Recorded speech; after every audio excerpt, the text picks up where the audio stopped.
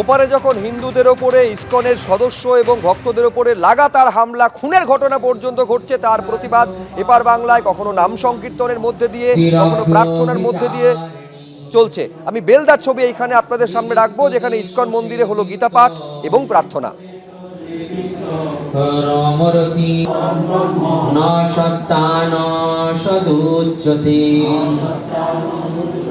সর্বত পাণিপাদম সর্বত শ্রুতিমল্লোকে সর্বমাবৃত তিষ্ঠতি। এরই পাশাপাশি লন্ডনের ছবি আপনাদের সামনে রাখবো, যেখানে ব্রিটিশ পার্লামেন্টের সামনে সন্ন্যাসী চিন্ময় কৃষ্ণ দাসের মুক্তির দাবিতে বিক্ষোভ দেখানো হয়।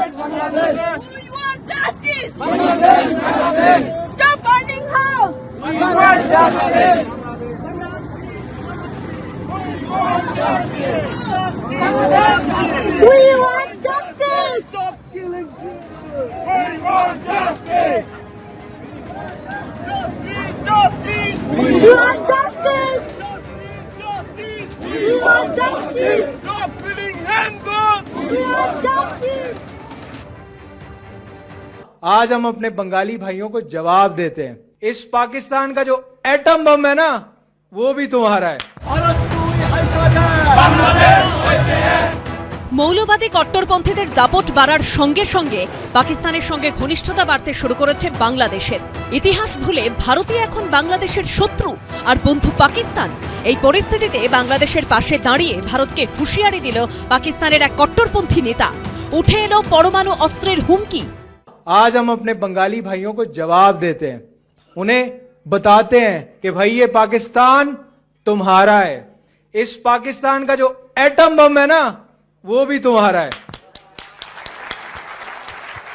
आए जुर्रत करे कोई आंख उठाकर बांग्लादेश की तरफ देखने की, उसकी आंखें निकाल देंगे।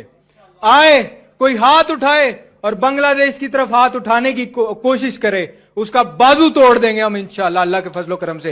मैं आपको एक मुल्क का नाम नहीं लेता। পাকিস্তানে আমরা যত জানি সিচুয়েশন ওখানে এত খারাপ কি ওখানকার নিজে লোক আটা চাল ডালের জন্য ওখানে প্রবলেম আছে।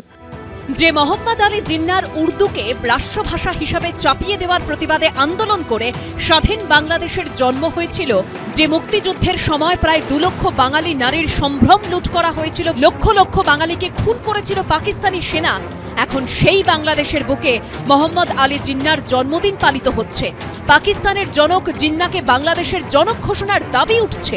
পাকিস্তান থেকে প্রথমবার চট্টগ্রামে সরাসরি জাহাজ আসছে।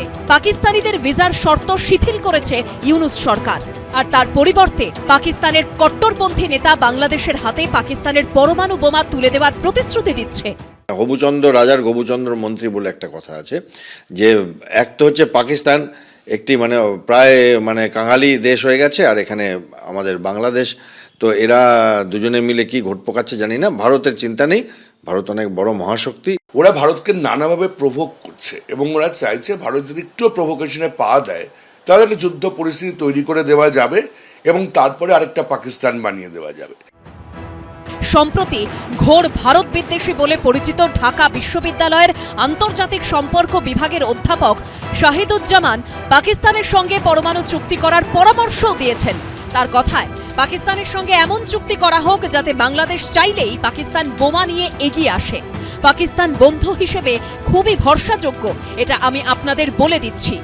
Stockholm international piece research institute বা SIPRI এর সমীক্ষা অনুযায়ী 2024 সালের জানুয়ারি মাস পর্যন্ত ভারতের অস্ত্রাগারে 172টি পরমাণু অস্ত্র রয়েছে, সেখানে পাকিস্তানের কাছে রয়েছে 170টি পরমাণু অস্ত্র। ঐশী মুখোপাধ্যায়ের রিপোর্ট, ABP আনন্দ।